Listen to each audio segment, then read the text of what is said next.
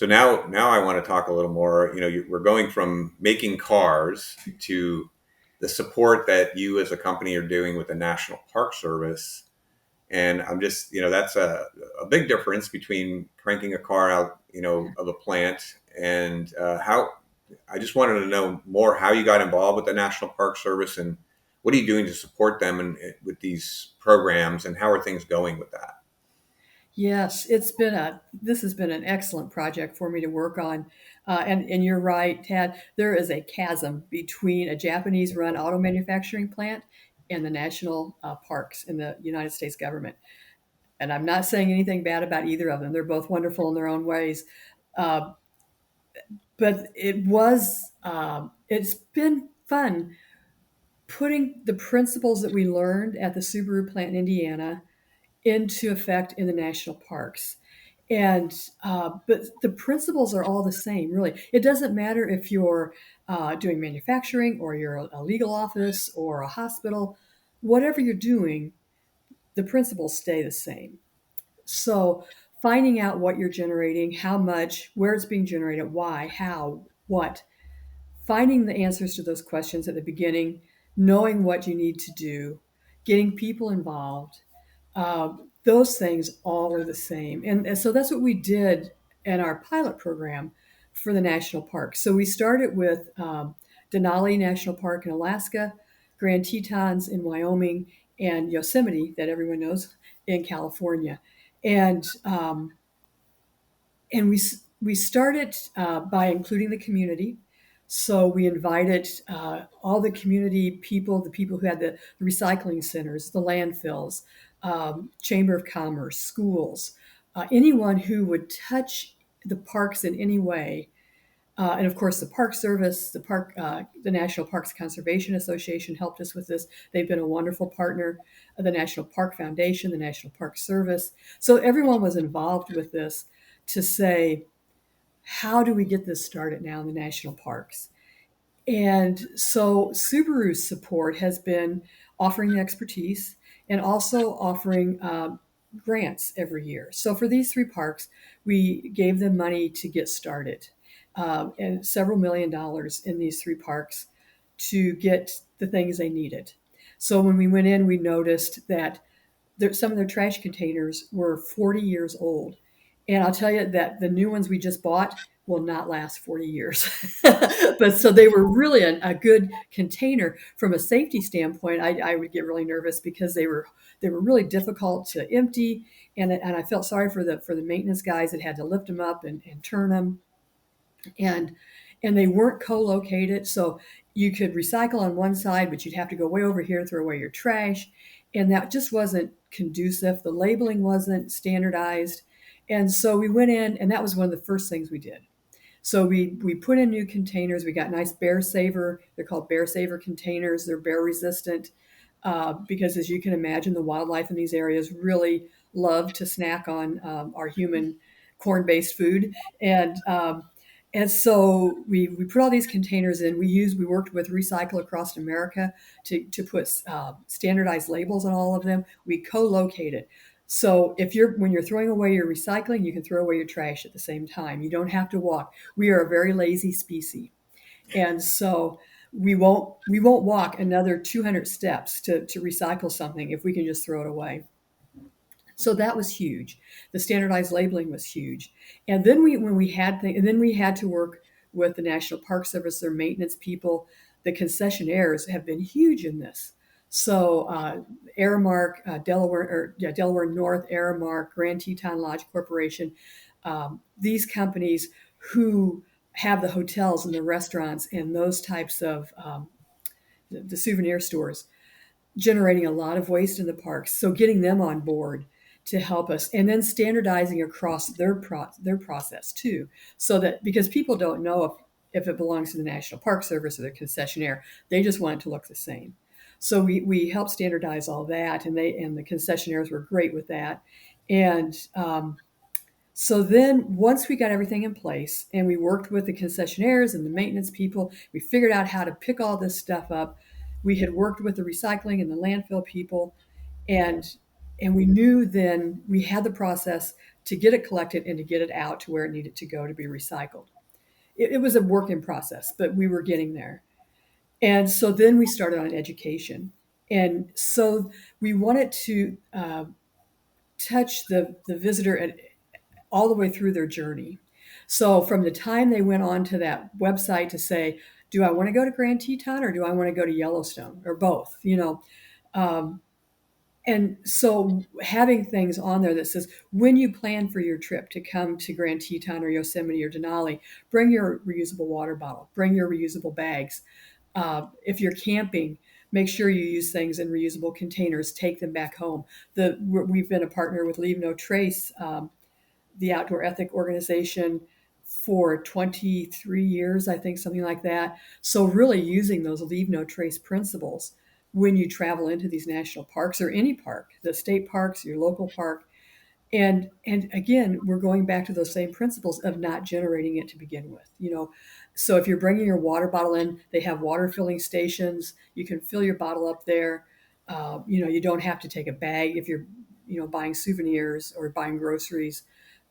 So reaching out and doing that education to the visitor. So when they go onto the website, once they get there, they come in to register. They see that information again. They go to their room. The concessionaires have That's put that in the that's room. They awesome, see that and information again. So it's really been a really wonderful process again of watching that happen and watching the National Park Service people and the concessionaires watch it become their program. It's not Subaru's program. It's not the National Park Service program. Really, it's their program. It's the people who work to put it into place. And then we got the youth involved in the community, and that is my most favorite part of the whole project is watching the young people. Denali National Park has a really good program up there. They're called Zero Landfill Ambassadors, and they have won the Spirit of Alaska Award from Senator Murkowski for their work in reducing the amount of plastic single-use water bottles up there in Denali. So it's just been one really magical thing after another, and I'm so excited, and I feel so very honored and blessed that Subaru allows me to do this. It's hard to say I have a job when I get to do this kind of stuff, oh yeah, but I that's still like the job. So if Subaru's listening, that's awesome and really great information that you just provided, because I don't think people really realize it. We see the commercials on TV, but I don't think people know what really went on there to set that all up. And I love how you started out, like, let's start with proper containers, proper signage, getting people on board, understanding human behavior and how to locate everything together, and then just definitely going after the folks that are in the parks that are running the hotels, concessions, and souvenir shops is really critical.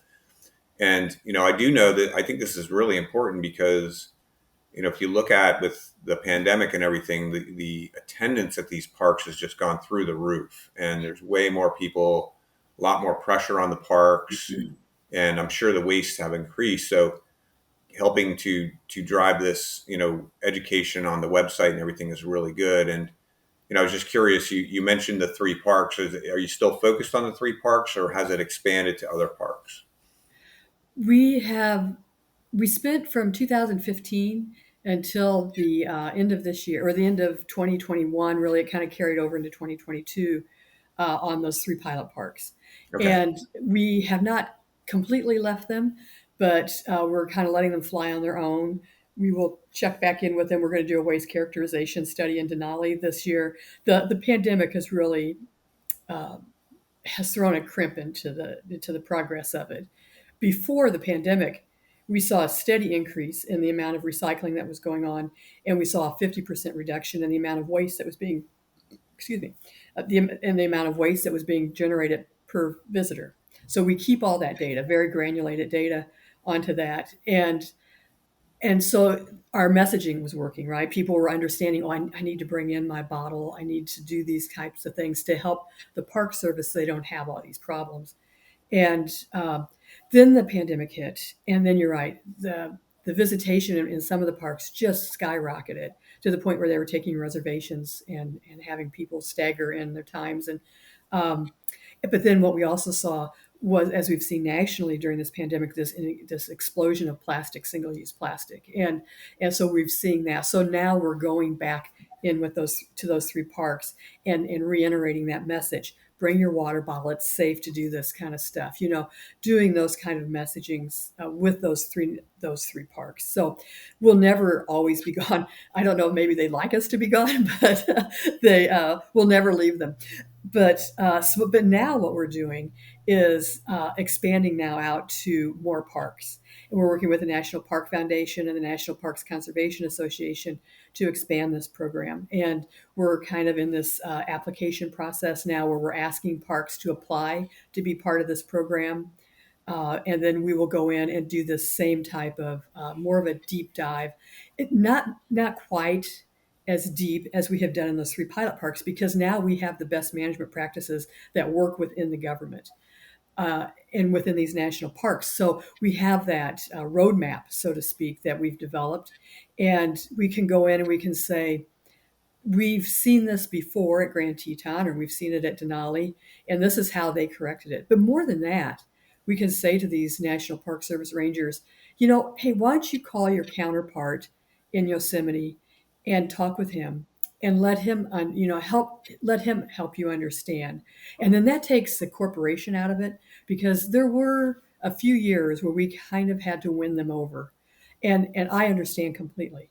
If a corporation came to me, if someone had come into me when we were starting our program and said, Denise, you need to do it this way, I'd say, go pound mud. I'm doing it my way, And so I understood it, and so we were very patient in bringing them along, and making it their program. But now we're past that. But now these other parks coming into the program, they understand. Oh, we see our.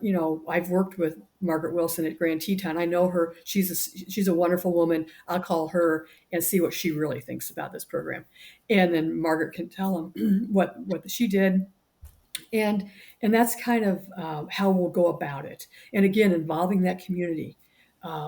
Everyone that's in that community. It's the same as at the plant. When we involved all the associates at the plant, we involve all the community, because these parks are such a huge part of these communities that you can't separate them. They're so intertwined that their businesses are predicated on the national park. The national park is predicated on the businesses in the community. So there really is no twisting that apart. Right. Yeah, that's incredible. Thank you for sharing that. And I think people don't always realize that one of the biggest pillars of success in sustainability is sharing best practices. So the fact that you guys have this roadmap and can share these best practices with other parks is so awesome. And it doesn't make them have to reinvent the wheel. They can easily start achieving these sustainability goals and initiatives way faster because you're sharing these ideas.